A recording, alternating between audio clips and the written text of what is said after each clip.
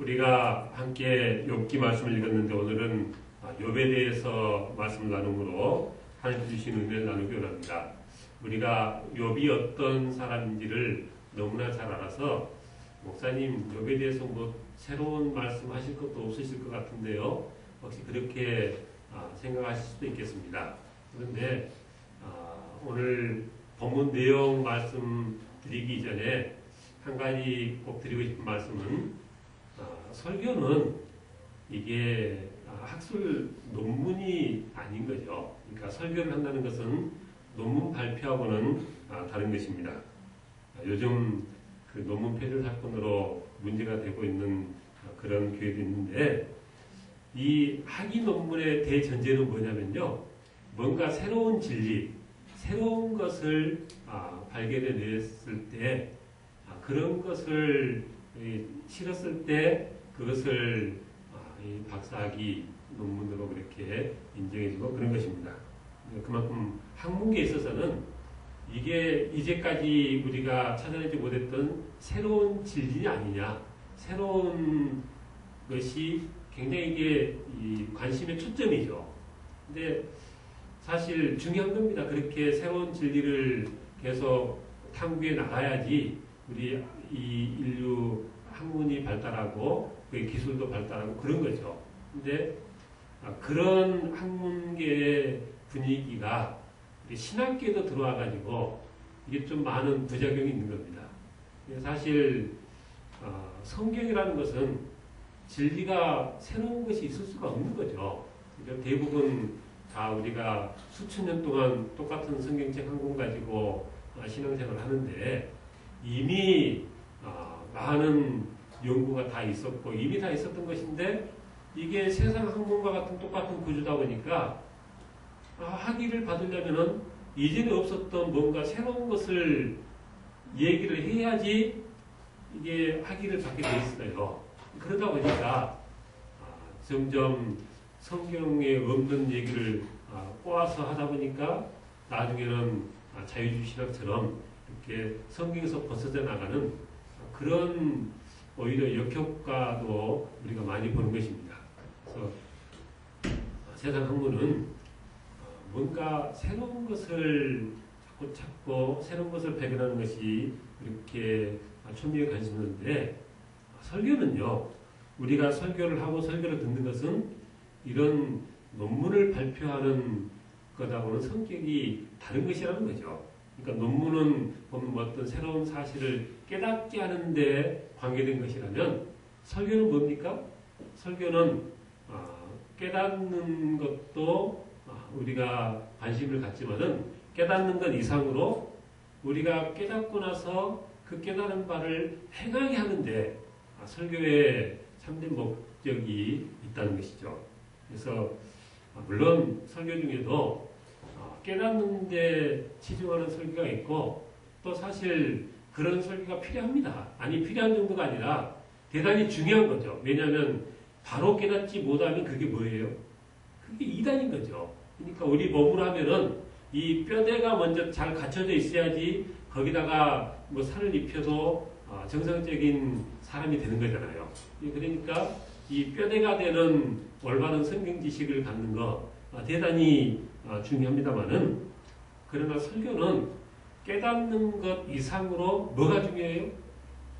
깨닫고 깨달은 대로 내 삶에 적용하고 그대로 살아가는 행동하는 것이 행하는 것이 대단히 중요하다는 것입니다.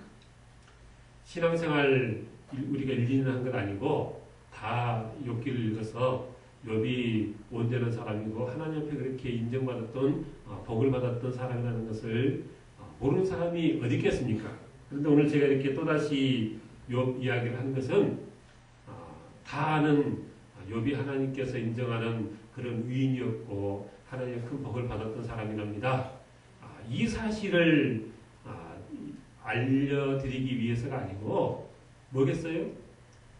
욥이 그렇게 하나님께 큰 복을 받고 그랬던 것이 욥이 이런 오늘 본문처럼 이런 삶을 살아서 하나님의 마음에 감동을 드리고 하나님의 그런 복을 받았습니다. 그러니까 우리도 욥처럼 그런 삶을 살아보십시다. 그렇게 우리의 삶이 욥처럼 그런 모습의 삶이 되어보자 하는 의미에서 이 말씀 드린 것입니다. 제가 지금까지 했던 설교 중에 보니까 욥기의 설교가 한 서너 편 되더라고요. 그리고 그 옛날에 했던 설교지만은 다 그 설교마다 참 중요한 메시지들이 있어서 적절한 어떤 상황이 되어지면은 그 설교를 또다시 할 그런 마음도 있습니다. 왜냐하면 우리가 신앙생활 하는데 필요한 거거든요. 제가 이미 오래됐습니다만은 대학교 4학년 마쳐질 때요. 그때 졸업하기 전인데 어쨌든 그 졸업하면서 논문을 써야 되는 시점인데 제가 결혼을 일찍 해가지고 우리 큰아이가 그때 막 태어나가지고요. 먼저 제가 말씀드렸는지 모르겠는데 하여튼 논문 쓰랴 집에 오면은 애 보랴 하여튼 나름대로는 힘들었었나 봐요. 그래가지고 그 잠깐 사이에요. 제가 폐결핵이 걸렸었어요. 모르셨죠?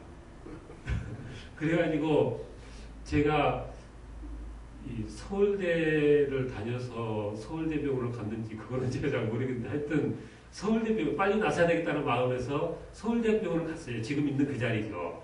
서울대병원 가가지고 그 선생님 이름은 잊었는데 어쨌든 진료를 하니까 이게 약을 먹어야 된다는 거예요. 근데 새로 나온 약이 있으니까 처방하겠다고 해가지고 그때 6개월을 약을 먹었어요.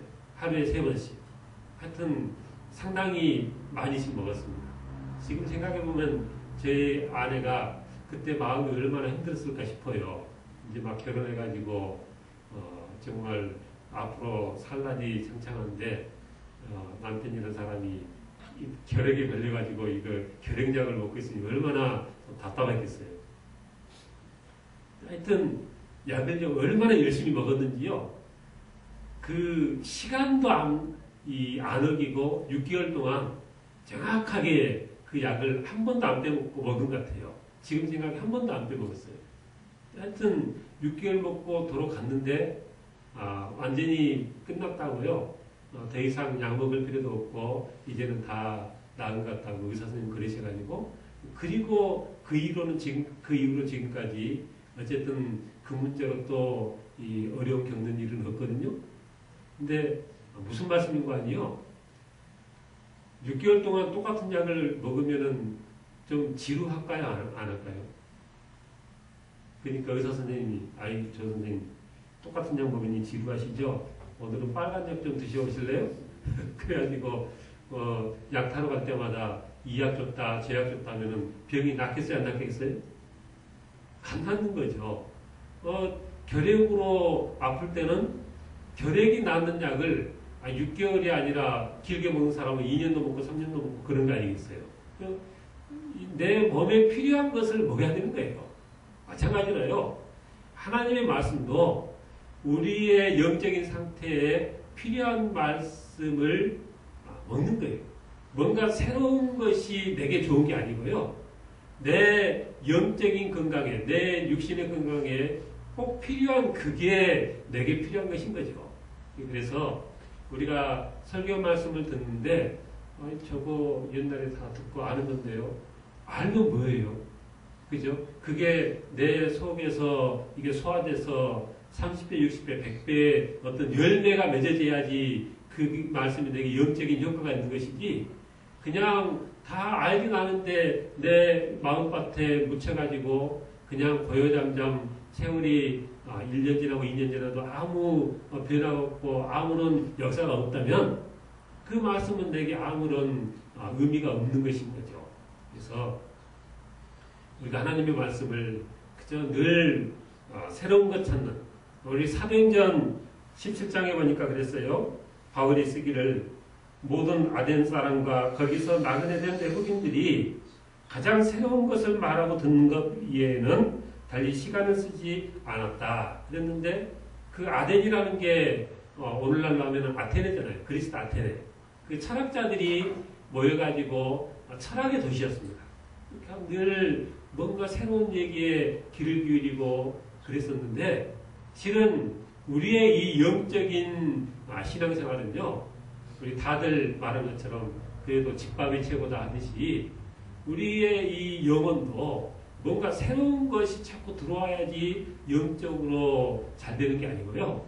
하나님의 우리가 다 아는 하나님의 말씀 늘 익히 읽었던 그 말씀 우리가 또 듣고 그 말씀이 내 이 심령 가운데서 역사할 때 이게 우리의 영적으로 도움이 되는 말씀인 것입니다. 제가 그 계력을 고치기 위해서 6개월 동안 싫다하지 않고 열심히 똑같은 약을 먹었을 때 그 병이 고침을 받았던 것처럼 우리도 하나님의 말씀을요. 나는 영적인 환자다 생각하고 의사가 이 환자에게 약을 처방하는데 환자에게 약을 먹게 하려고 그 많은 이해를 들어가면서 설득해가면서 당신 이 약을 드셔야 됩니다. 그럽니까? 아니잖아요. 그냥 처방해주면은 자기가 알아서 먹는 거죠. 왜냐하면 내 건강을 위해서 열심히 시간까지 지켜면서 먹는 거잖아요. 그런 것처럼 이 하나님의 말씀을 우리도 그런 마음가짐으로 사모하는 마음으로 말씀을 받고 이 말씀에 순종하는 그런 삶을 사는 우리 모두가 되시길 지금 축원합니다. 우리가 잘 아는 것처럼 욥기 1장에 보니까 욥은 이 욥을 쓴 이 성경 기자가 말하기를 온전하고 정직하여 하나님을 경외하며 악에서 떠난 자라 그랬고요. 이 욥기 1장 1절만이 아니라 조금 내려가 보니까 하나님께서도 욥에 대해서 뭐라 하셨어요? 사단에게 한 얘기 중에 그런 말이 나오는데 그와 같이 온전하고 정직하여 하나님을 경외하며 악에서 떠난 자가 세상에 없다. 하나님께서도 그렇게 욥에 대해서 인정을 해주셨던 거죠. 그리고 이어지는 그 어간의 말씀 들어보니까 욥이 하나님께 그렇게 영적으로 훌륭하다고 인정만 받은 게 아니고요. 세상 사람들도 다 불할 만큼 얼마나 부유한 삶을 살았는지 거기 1장에 보니까 양이 7,000마리요, 낙타가 3,000마리요, 소가 500개리요, 암나귀가 500마리요, 종도 많이 있었다 그랬습니다. 이 사람은 동방 사람 중에 가장 훌륭한 자라 그랬는데 이게 다른 성경 번역본을 보니까 그 당대에 제일 가는 부자였다. 그런 의미로 이해할 수 있다는 것입니다. 그러니까 욥이 그 어떤 삶을 살았느냐, 영적으로 육적으로 형통한 복을 받아 누리는 하나님께도 인정받고 모든 사람들에게 그렇게 부러움을 살 만한 그런 복된 삶을 욥이 살았더라는 것이죠. 그렇게 말하면 어떤 사람들은 그래요. 아이고 목사님 저는 욥이 안 부럽습니다. 욥기 보니까 얼마나 욥이 고생해가지고 그 죽을 고생을 하는데 뭐가 부럽습니까? 그런데 사실 우리가 내용을 알아서 그렇지만은 욥이 그런 고난을 겪는 것은 말하자면 일종의 특권인 거죠.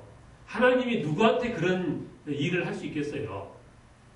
하나님이 그만큼 믿으니까 전후 사정 설명도 안 하시면서 그 많은 이 어려움을 겪게 하면서도 욥이 신앙을 저버리지 않고 그렇게 하나님께서 사단에게 장담했던 대로 그렇게 믿음을 지킬 것이라는 그런 믿음이 있으니까 하나님께서 하루아침에 그 모든 재산들 다 앗아가시고 자녀들 다 죽게 하고 욥 자신도 이렇게 병에 걸려서 고난을 당하게 하고 그냥 한꺼번에 그 많은 어려움들이 쏟아 부어졌잖아요.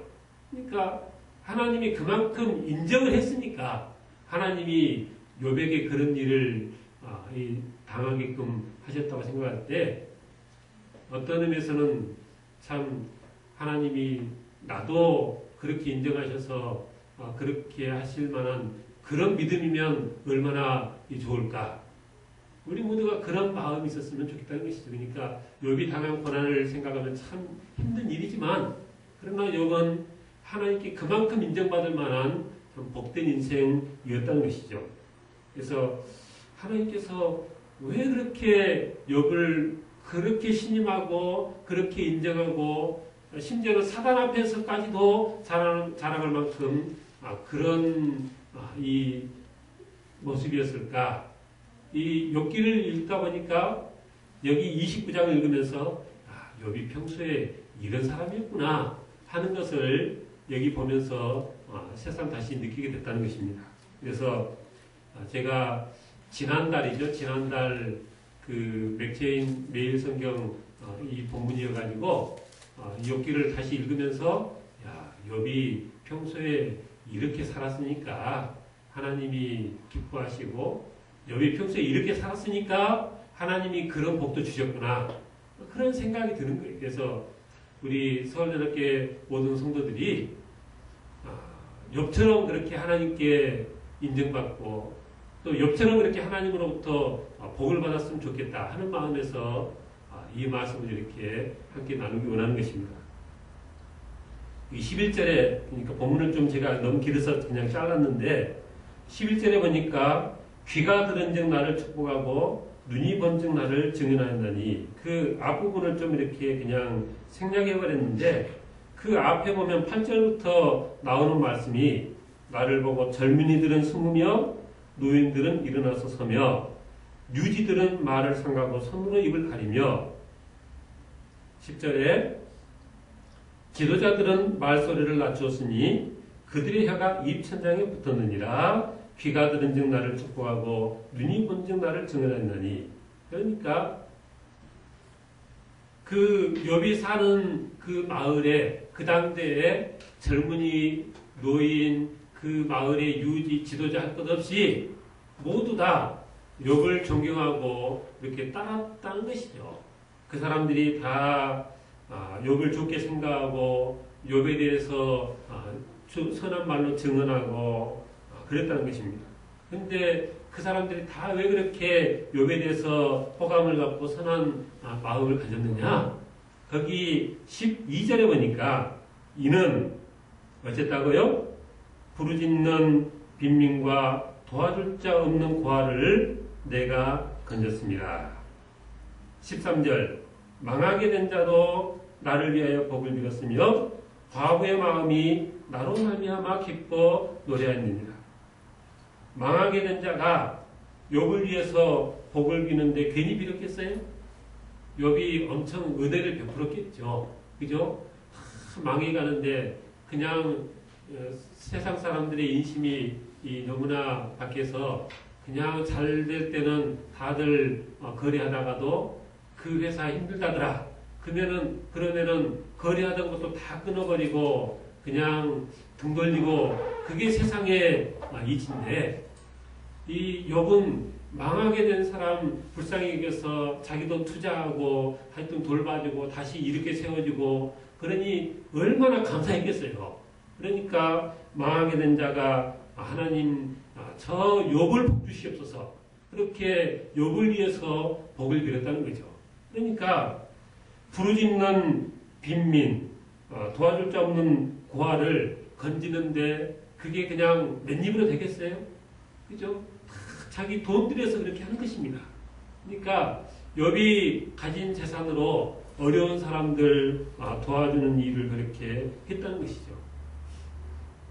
우리 흔히 하는 말에 굳은 땅에 물이 갠다 그래요.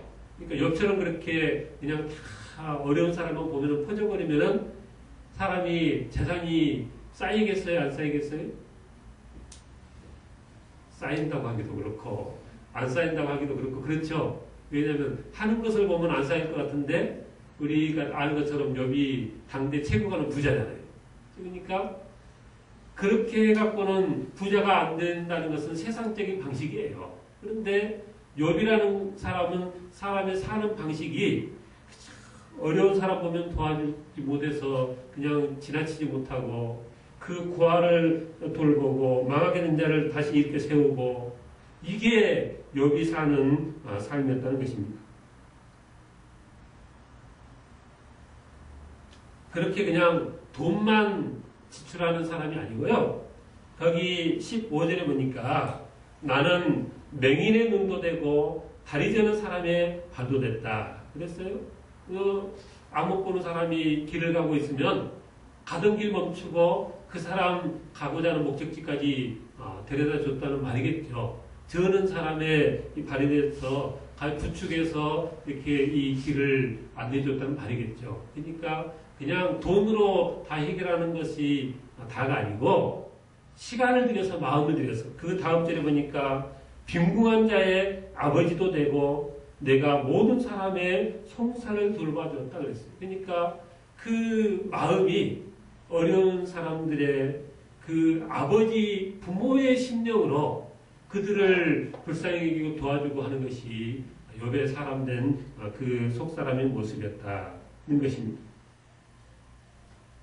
어제 우리 아이들하고 모여가지고 2주간 이제 어제까지 잠언 31장이 끝났는데 그 잠언을 읽는데 우리 아이들이 물어보는 거예요. 아빠, 그 28장 8절 말씀이 무슨 말씀이에요? 야, 한글로 된 거 왜 모르냐?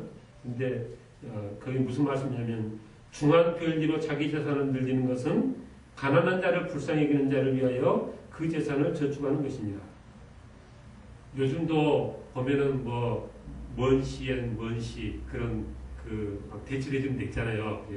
그냥 비싼 이자로 빌려주는 그런 데가 있는데 그렇게 높은 이율로 빌려주면은 얼마나 돈을 많이 벌겠어요. 근데 성경은 어떻게 가르치냐면요. 중한 별리로 자기 재산을 늘리는 것은 그게 자기께 되는 게 아니고 누구께 되는 거예요? 가난한 자를 불쌍히 여기는 자를 위하여 그 재산을 저축하는 것밖에 안 된다. 이게 성경의 가르침입니다. 잠언을 쭉 읽어보니까 그런 말씀이 곳곳에 나와요. 잠언 11장에 보니까 24절 이하에 흩어 구제하여도 더욱 부하게 되는 일이 있나니 과도에 아껴도 가난하게 될 뿐이니라. 구제를 좋아하는 자는 풍족하여질 것이요 남을 윤택하게 하는 자는 자기도 윤택하여지리라. 19장 17절 가난한 자를 불쌍히 여기는 것은 여호와께 구워드리는 것이니 그의 선행을 그에게 갚아주시리라. 그래서 욥처럼 그렇게 어려운 사람 만나기만 하면 퍼주고 도와주고 베풀고 그렇게 살아가지고는 저 사람 그 재산이 남아나겠나? 세상 이치로는 그런데 근데 성경적인 원리는 뭐예요?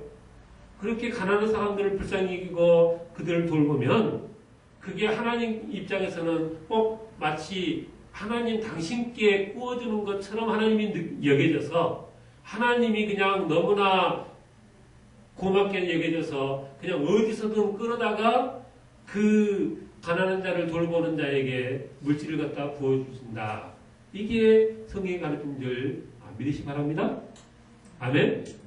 그러니까 욥이 그렇게 베풀고 살아가니까 하나님이 욥을 기쁘게 여기셔서 부어주다 보니까 욥의 재산이 욥기 1장에 나온 것처럼 그렇게 엄청난 재산이 됐고요. 또 나중에 하나님이 그 고난 중에도 믿음을 버리지 않냐고 끝까지 믿음을 지키고 그렇게 하나님 앞에 하나님의 영광을 드러냈더니 하나님께서 더 기쁘게 여기셔서 그전에도 당대 최고 가는 부자였는데 하나님이 갑절의 복을 주셔가지고 더 부자가 됐잖아요. 그러니까 우리가 세상 살아가면서요 돈을 쫓아가는 것이 아니라 하나님의 말씀을 쫓아가면 하나님께서 감동하시고 하나님께서 감동하시면 나는 하나님 쫓아가는데 하나님이 내게 세상 물질의 복도, 세상 출세의 복도, 세상의 모든 풍요의 복도 그렇게 채워주신다는 것을 우리가 믿어야 되는 것입니다. 욥이 모든 어려운 사람들의 손과 발이 되어지고 그들의 아비와 같은 심령으로 그렇게 도울 때 하나님께서 그걸 기쁘게 여기셨어요. 모든 사람들이 욥이 말하면 너무나 기뻐해서 받고 욥을 기다리고 욥을 바라고 그랬다는 것이 그 이후에 나오는 말씀들입니다. 한두 장 넘겨서 31장에 보니까 31장 13절부터 보니까 그랬습니다. 만일 남종이나 여종이 나와 더불어 쟁론할 때 내가 그의 권위를 저버렸다면 하나님이 일어나실 때 내가 어떻게 하겠느냐? 하나님이 심판하실 때 내가 무엇이라 대답하겠느냐? 자기보다 아랫사람의 그 인격도 깎듯이 존중을 했다는 거죠. 많은 가진 사람들, 출세한 사람들이, 부자들이 얼마나 없는 사람들, 아랫사람들을 인격을 무시합니까? 그런데 욥은 당대 최고 가는 부자였음에도 불구하고 자기 종들도 그렇게 인격을 무시하지 않았어요. 그런데 그렇게 한 것의 밑바닥에는 뭐가 있었어요?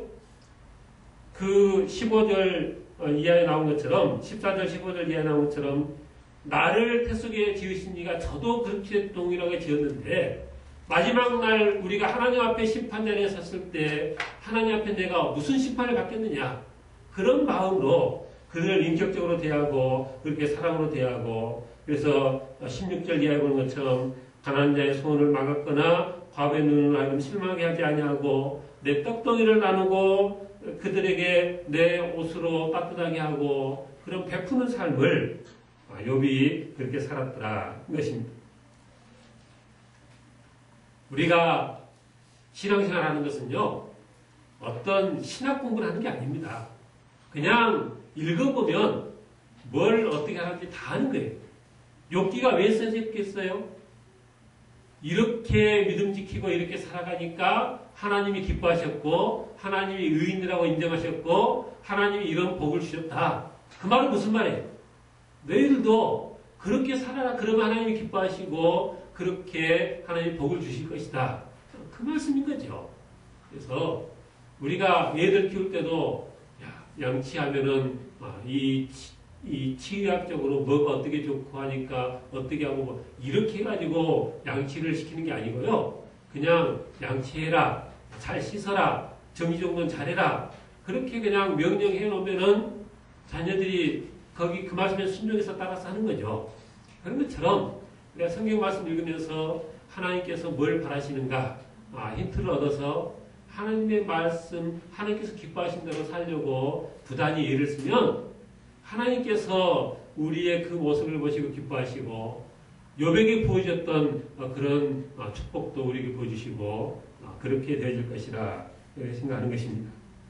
그래서 우리가 욥이 그냥 하나님께 복을 받은 것이 아니고 평소에 그 사람의 됨됨이가 이렇게 하나님의 그 사랑의 성품을 본받아서 가난한 자들, 하나님도 사람들이 가난한 자들 구워주면은 하나님께서 꾸임을 받은 것처럼 그렇게 귀하게 여긴다고 했는데 그런 마음으로 베풀고 나눠주고 그렇게 살아갈 때 하나님께서 기뻐하시고 또 그렇게 더 살라고 하나님께서 또 이 건강으로 물질로도 복 주시고 한다는 그런 것을 우리가 기억하면서 우리 서연한 모든 성도들이 그런 가치관을 가지고 그렇게 살아서 하나님께 기쁨을 드리고 그런 복을 받는 기회가 있어지길 주님은 축원합니다.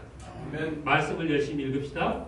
말씀을 읽어서 우리가 말씀 속에서 도전받고 은혜받고 많은 열매 맺는 여러분 다 되시길 축원합니다. 기도하겠습니다. 하나님 감사합니다. 욥이 하나님께서 기뻐하는 모습으로 살아들여서 하나님의 기쁨이 되어지고 하나님으로부터 큰 복을 받아 누리는 복된 생애를 살았던 것을 우리가 기억을 합니다. 우리도 하나님의 기쁨이 되어지기 원하고 우리도 하나님의 복을 받는 복된 생애가 되기 원합니다. 아버지, 세상 사람들처럼 물질 쫓아가는 것이 아니라 하나님의 말씀을 쫓아가서 하나님의 예비하신 복을 받아 누리는 우리 소중한 모든 성도들 다 되시게 지당하시고 인도해 주셔서 감사합니다. 주 예수님 이름으로 기도하옵나이다.